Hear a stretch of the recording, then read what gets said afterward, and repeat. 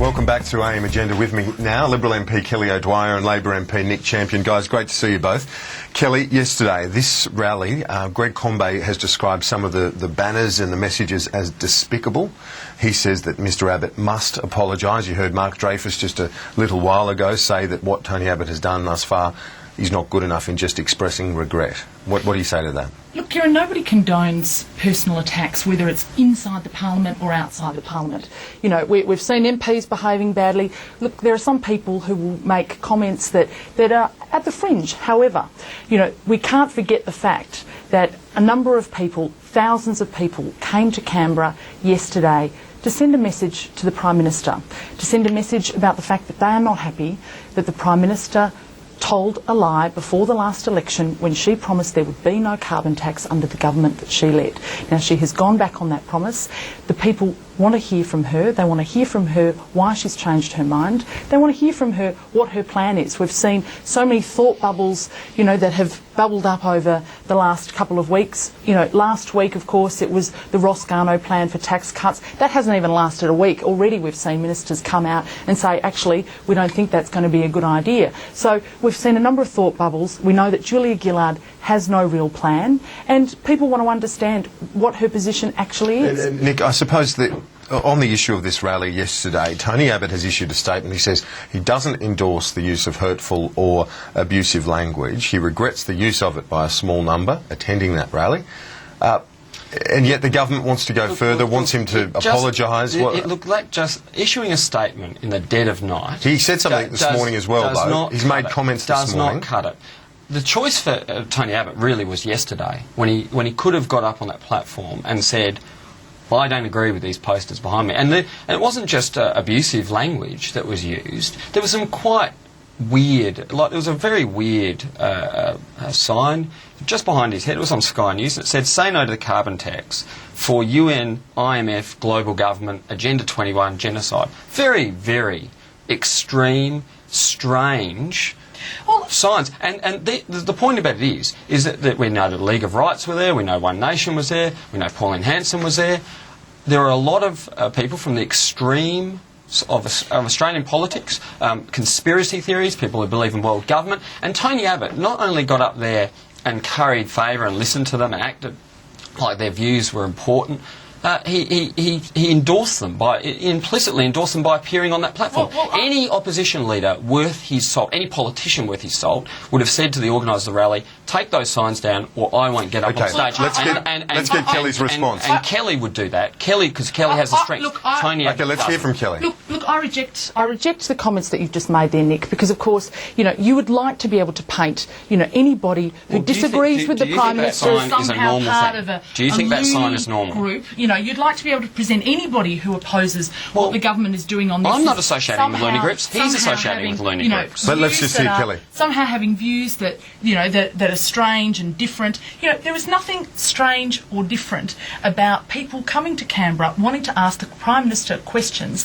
about the carbon tax that she is going to be bringing in. There's nothing strange about that. There is nothing strange about people saying, is it going to achieve what the government says it's going to achieve? There's nothing strange about that. Now, I know it's not convenient for the government to answer these sorts of questions because, of course, there are no facts on the table. So far, all we've seen is thought bubbles that have been floated up by the Prime Minister. But is it a good look, Kelly, when you've got Pauline Hanson attending this rally and some of the other groups that were there? Obviously, there were some people there. And democratic.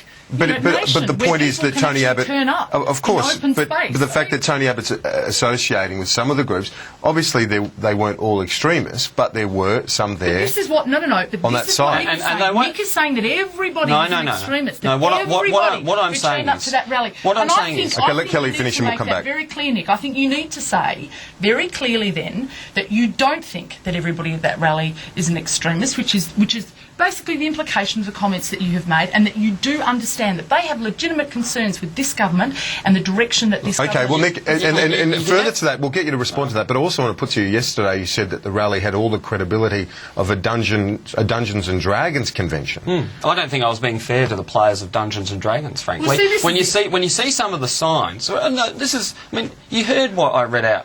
That was the part of the sign. You know, global government, it's bobbing there behind Tony Abbott's head. politicians don't have a choice about who they meet in public, but they do have a this is a choice. public forum. They do have a choice about what appears behind them on the platforms they appear on. And Tony So Abbott you're could telling have me if someone stands behind Tony you Abbott with a could have sign, said to the Nick, organisers of you- this rally, "I won't appear on that platform while those signs are there." What Because about I some- don't want to be Signs right there because when he because, started because speaking, I don't want to be Nick. They weren't endorsed. there when he I don't want to started be to speak. endorsed. I don't want to associate myself with those views. This is the test. What This about is some of the test. And he union didn't rallies? pass it. What about some union rallies and other rallies that when that union Labor rally- figures and when attend? union rallies have gone wrong in the past, notably in '96 or '97, we were roundly condemned by the Liberal Party, roundly condemned. You didn't put and any quite, distance and between quite, yourself and and the quite union right, movement and then. quite rightly, You didn't put any and distance quite between right- yourself and the and comments quite that Paul rightly. House made just recently. And quite rightly when he we were. condemned one of the nation's biggest employers in well, Rio when he basically said the same you know, man. The same I man won't is just repeat giving his him. language. I won't The same repeat man his is just giving language. himself a $4,000 an hour pay rise. I won't repeat come the on, language give me a break. that Paul used. But- but- Okay, let's just Nick finish. But, Yep. but this was a test. The test was, do I associate myself with extremists? And in this country, we've had a bipartisan consensus that people wouldn't associate themselves with the far right or the far left because it's very, very damaging. And when politicians have done it, they have been roundly condemned. And we now have the once great voice of moderation, the Liberal Party. It is offensive, You know, Nick, the to party of suggest that everybody Menzies, who the turned party up of to that rally Menzies is somehow embracing an extremist. extremism. Okay, well, It's offensive Kelly. to say that Embracing because there were Let's hear school Kelly. students there, there were business people there were ordinary Well, Australian there are- citizens there, and to the condemn League them of all- Rights, to condemn One them all as Nation, extremists, Pauline Hanson. I think reflects how arrogant this government has become, Well, it's- how out of it's- well, touch this government you is. gotta Just let- because let's it get- is not- let's hear Kelly. it is not prepared to listen to people who are coming to Canberra to try and make their voice heard. People only do that when they feel that they have been ignored, and they have been ignored by Julia Gillard. They have been lied to. She said, not once, not twice, but 3 Are times. you worried there'd be about no some of the harm in attacks being gender-based? Some of these attacks that Look, on I don't condemn- on the banners and so on that were used. Look, I certainly do not condone any personal attacks, you know, based on Julia Gillard being a woman, any offensive comments related to that. I do condemn those sorts of comments because I think they are offensive. I really do. And I think they don't have a place in, in this debate. The real debate is about the issue. And let's not forget that. You know, you'd like to distract us all by saying, oh, it's about, about all manner of other things. Okay. But the real debate is about... I'm not trying to distract Well, you. let's get to the issue. Let's get to the issue. We've had enough on the rally, Nick. Let's talk about the Productivity Commission report now, or the Productivity Commission saying they can't do an analysis, a comparison between the proposed price and what other countries are doing. They can't be definitive what about they it. haven't said is that they haven't said they can't do it. They haven't said it's impossible. yeah, but what they've that- said is it's problematic, and we know It's problematic, and it's not but, going to- But they are going it's to not do going it. to be They're going to definitive. report. We'll see the report, and like everything, we'll debate the report. It's important to know what's happening in the rest of the world. It's important to know that the US have set a target by 2035 that they'll have 80% of renewable clean energy. That's an important thing for the Australian public to know, that the rest of the world, the nation's biggest economy, is moving. It's a bit of a important. hurdle, though, isn't it, for you when you're trying to say to the electorate that we're not going ahead of the rest of the world, when you don't have the Productivity Commission able to say to Gary you... Banks, he's built the cat on this. He has built the cat. well- He said, this idea that Julia has been trying to perpetuate out there in the broader community that somehow we are falling behind is clearly false. that's Gary not right. Banks has built the cat by saying, look,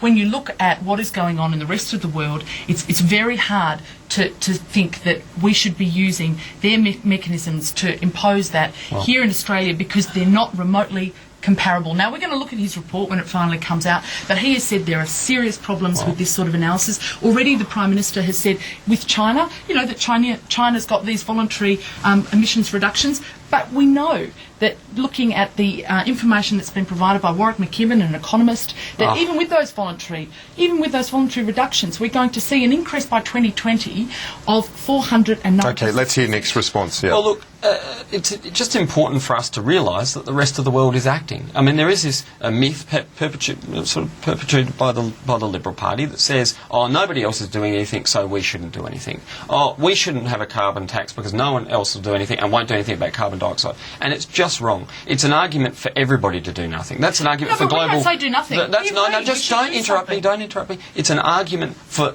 against global cooperation. And the truth is, this is a global problem. We all have to act. We have to act individually, we have to act nationally, and we have to act internationally. We're trying to get a handle on what's being done.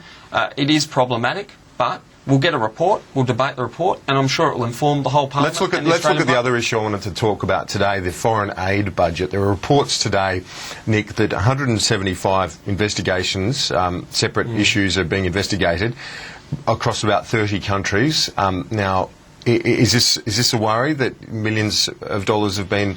there's a question mark over the use of it? Well, the first thing we have to understand about foreign aid is it's a very, very important instrument in foreign policy for preventing extremism in other countries. The Indonesian school program, for instance, was put in place by the Howard government to prevent extremism, to prevent religious extremism in our nearest neighbour. The aid that we give Afghanistan is about nation building. So that people, no, I'm not suggesting you do. But it's important for the public to understand that we have foreign aid for our own national interests. That's why we have it. Now, if there's fraud found, then we obviously don't want that. We want every dollar spent, appropriately, just like we want every dollar spent domestically to be spent appropriately. And we're putting in place people and programs to monitor that, to make sure that we get the biggest bang for our buck. But Kelly, AusAid says that the percentage is 0.017%, $3 million of a $20 billion budget over 7 years. It doesn't sound like it's a massive issue. Look, it is a significant issue because it goes to this. It goes to the fact that this government does not understand how to properly manage money. It is another example. So you're telling us that there was no fraud in the Howard era? Is that what you're saying? Finish. So why don't you give me just a small crack there, Nick?